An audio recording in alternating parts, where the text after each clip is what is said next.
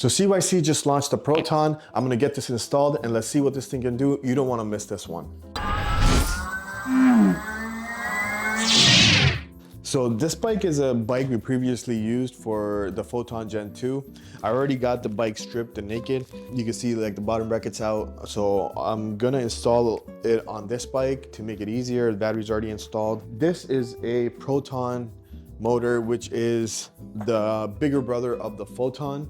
It's kind of like Photon and the X1 Pro had a baby and it created the Proton.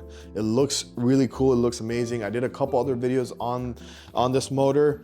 I compared it to the Photon and I did a open box. So if you want to check that out, I'll link those videos. So this motor is for anybody that's looking for more power than the Photon Gen 2. Photon Gen 2 is about 750 watts of power, peaking at 2000. This is 3000 watts of power, peaking at 4000. So this is for anybody that's looking for that Photon Gen 2 body type, because it's the exact same body with a bigger, wider motor, so it can cool with that much power. So if somebody wants the X1 Pro type of power, it's not gonna be exactly like X1 Pro power, but it's somewhere in the middle. So if you want the Photon body with the Photon kind of simplicity and the silence of the Photon, but you want the X1 Pro type of power, this is the kit for you. So with all that being said, let's get this puppy installed.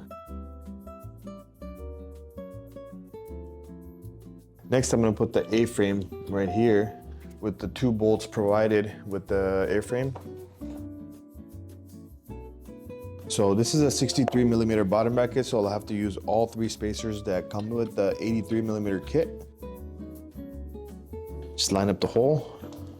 And then I already pre-greased the bottom bracket cup. So I hand tightened it already, and then now I'm gonna tighten it with the 1644 socket Likey. You wanna be careful of any cables coming through. So I got the brake cable, so I just put it to the side of it, so it's not gonna get pinched.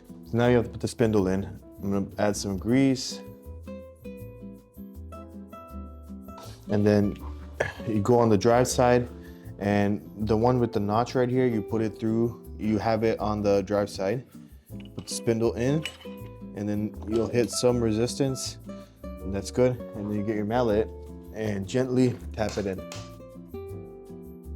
Next, we want to put the lock ring on. There's 2 sides, one's flat, one has a little notch right there. So the notch side goes on the inside towards the motor.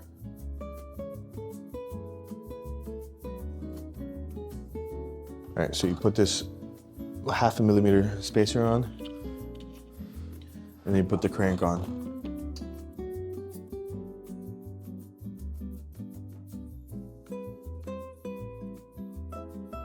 All right, next we're gonna put the chainring on. So there is a circle on one side of the chainring. The circle side is the outside. And then you just match it up with the grooves and push it in all the way. Next, it comes with a spacer ring like this. Pop that in there.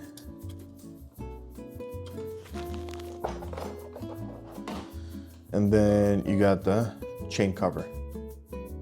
This one's a little tricky to get on there. So you gotta be exactly flat and then start rotating clockwise, and you should catch it.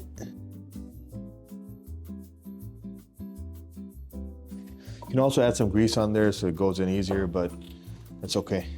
Next, you want to use the V tool to tighten.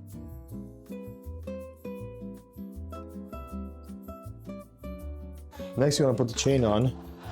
So it's a narrow wide chain ring, so you just want to be careful where you're putting the narrow part and the wide part. So have it slotted correctly.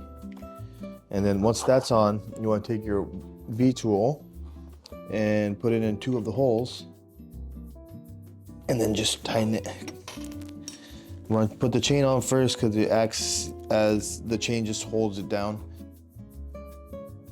Okay, that's pretty good. And then there's a couple grub screws right here. You'll see they're on opposite ends of the chainring cover to hold it even more in place. And tighten those down. All right, so next we're gonna put the right side crank arm, go opposite of the other side. Gently tap it in, and then put the bolt in and tighten it down.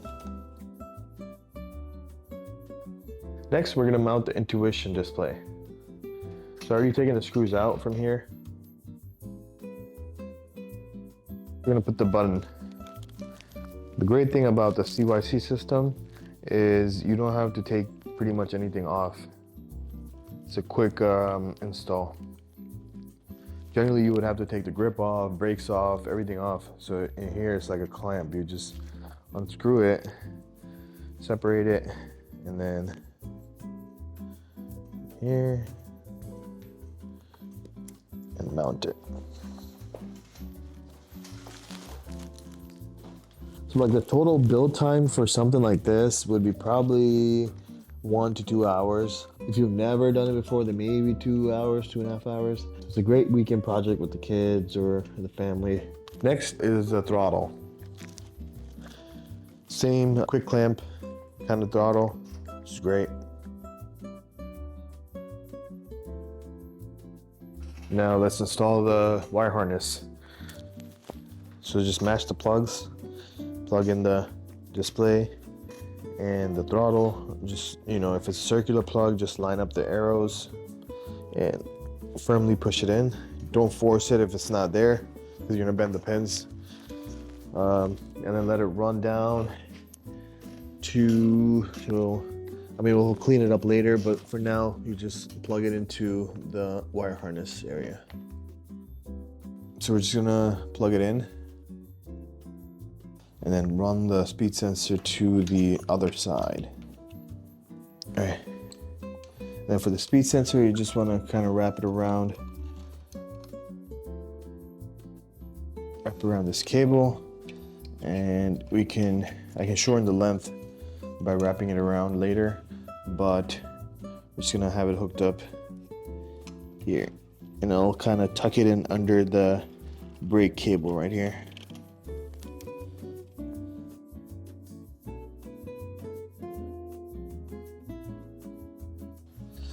And then the magnet has to be very close. So you want to be like a couple millimeters off the sensor right here, the sensor plate. Maybe even 1 or 2 millimeters off. So you just want to get it on there, and then you can adjust it.